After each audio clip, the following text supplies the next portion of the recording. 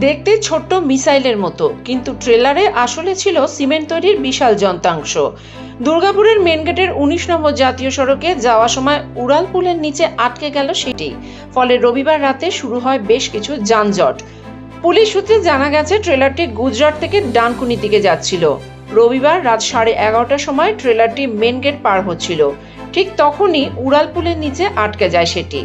এর ফলে main gate এলাকায় যান চলাচল নিয়ন্ত্রণ করতে হয় পুলিশকে।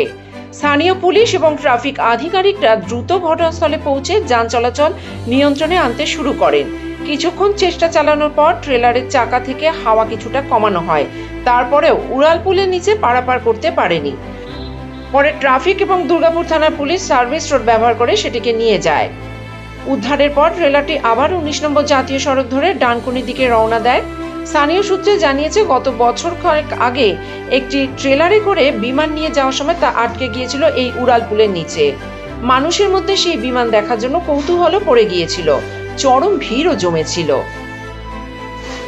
সেই স্মৃতিকেই উস্কে দিল আবার এই দিনের ঘটনা। দুর্গাপুর থেকে সনাতন গড়াই রিপোর্ট, আমার কথা নিউজ।